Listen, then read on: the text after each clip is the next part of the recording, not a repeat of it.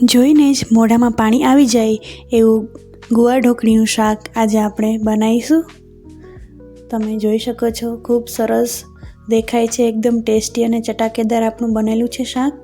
તો શાકને બનાવવા માટે સૌપ્રથમ આપણે ઢોકળી બનાવી લઈશું। તેના માટે મેં અહીંયા 1.5 કપ જેટલો બેસન લઈ લીધેલો છે। તેમાં આપણે સ્વાદ અનુસાર નમક, ધાણા જીરું પાવડર, હળદર પાવડર અને લાલ મરચું પાવડર, અહીંયા મેં કાશ્મીરી લાલ મરચું પાવડર લીધેલું છે, અને 1/4 ચમચી જેટલું હિંગ અને 2 ચમચી જેટલું આપણે તેલ એડ કરી દઈશું। અને હવે તેમાં થોડું પાણી એડ કરતા જઈ અને સરસ આપણે સેમી સોફ્ટ એવો આપણે લોટ બાંધીશું। રોટલીના લોટ જેવો સોફ્ટ હોય એનાથી થોડો આપણે કઠણ એવો લોટ બાંધી લઈશું। થોડું પાણી એડ કરતા જઈ અને આપણે એને લોટ બાંધીશું, જેથી કરીને એકદમ સોફ્ટ ના બની જાય। તો આપણો અહીંયા લોટ બાંધીને રેડી છે, સરસ સેમી સોફ્ટ લોટ બંધાઈ ગયો છે। એનામાં આપણે 1 ચમચી ઓઇલ નાખી અને સરસ રીતે કૂણી લઈશું।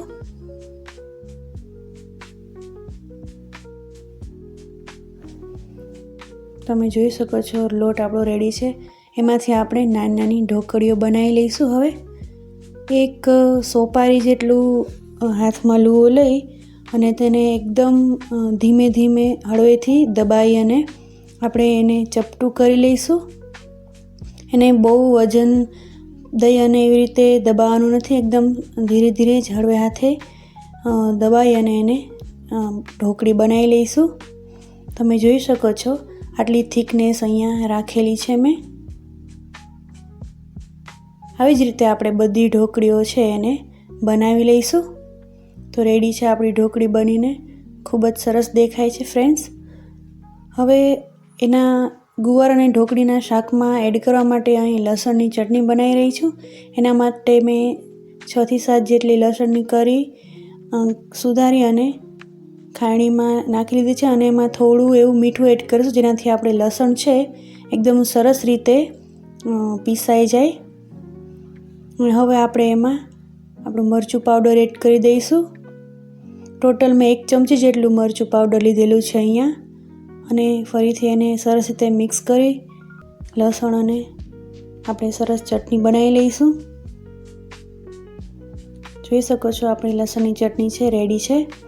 હવે એક કુકરમાં આપણે 2 થી 3 જેટલા મોટા ચમચા જેટલું તેલ લઈ અને તેલ ગરમ થાય ત્યારબાદ તેમાં આપણે રાઈ ફૂટી જાય ત્યાર પછી તેમાં આપણે જીરું બંને અડધી ચમચી જેટલું લઈ લીધેલું છે, અને ત્યારબાદ થોડું હિંગ એડ કરી દઈશું, અને આપણે ટમેટો એમાં એડ કરી દઈશું। અહીંયા મેં 1 ટમેટું લીધેલું છે મીડિયમ સાઇઝનું, તે એડ કરી દીધેલું છે, અને એને તેલમાં સરસ રીતે સાતળી લઈશું।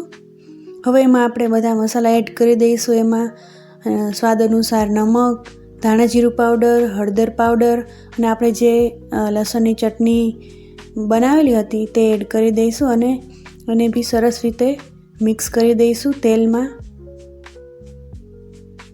આ ખૂબ જ સરસ લાગે છે, અને તાજી જે ચટણી બનાવીએ તેનો સ્વાદ તો એમાં આપણી રેસીપીને બમણો કરી દે છે એનો સ્વાદને। અહીંયા મેં થોડું એવી ખાંડ બી એડ કરેલી છે, એ ખાંડ છે એકદમ ઓપ્શનલ છે। હવે અહીંયા મેં 200 થી 250 ગ્રામ જેટલો ગુવાર લીધેલો છે, તે હું એડ કરી દઈશ, અને બી સરસ રીતે મસાલા અને ટમેટા જે છે એમાં મિક્સ કરી દઈશું। સરસ રીતે મિક્સ ન થાય ત્યાં સુધી એને ચલાવતા રહીશું। ખૂબ જ સરસ દેખાય છે।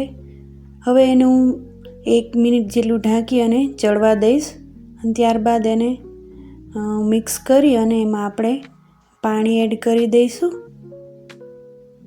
અહીંયા મેં 1 ગ્લાસ જેટલું પાણી લીધેલું છે, એપ્રોક્સ 200 થી 250 ml જેટલું। તમે જેટલું ગુવારને લીધેલો હોય એ પ્રમાણે તમારે પાણી એડ કરવું, ઓછું લીધેલો હોય તો ઓછું એડ કરવું, અને આનાથી વધારે લીધેલો હોય તો વધારે એડ કરવું, અને એને થોડી વાર ફૂલ આંચ કરી અને એને ઉકળવા દઈશું 1 થી 2 મિનિટ જેટલું। સરસ રીતે ઉકળી જાય ત્યાર પછી આપણે તેમાં આપણી ઢોકળી જે બનાવેલી હતી તે એડ કરી દઈશું. એક એક કરીને આપણે એમાં ઢોકળી એડ કરશું, જેથી કરીને આપણી ઢોકળી છે તૂટી ના જાય. તો અહીંયા બધી ઢોકળી મેં એડ કરી દીધેલી છે.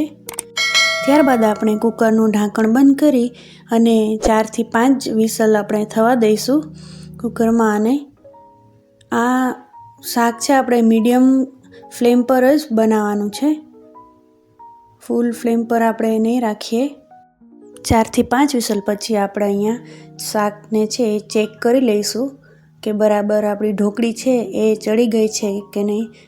તો હું અહીંયા તમને ઢોકળી છે તે કટ કરીને બતાવી રહી છું. ખૂબ જ સોફ્ટ એવી ઢોકળી બની છે અને એકદમ સરસ રીતે ચડી પણ ગઈ છે. આ ગુવાર ઢોકળીનું શાક છે જે મેં મારા સાસુ પાસેથી શીખેલું છે અને મારા સસરાનું એકદમ ફેવરિટ શાક છે. જ્યારે પણ આ અમારા ઘરમાં બને છે ત્યારે રોટલી ઓછી ખવાય છે અને ઢોકળી વધારે ખવાય છે. તો તમે પણ ચોક્કસથી ટ્રાય કરજો. જો તમને મારી આ રેસીપી પસંદ આવી હોય તો તેને લાઈક અને શેર જરૂર કરજો અને મારી ચેનલને સબસ્ક્રાઈબ કરજો. Thanks for watching.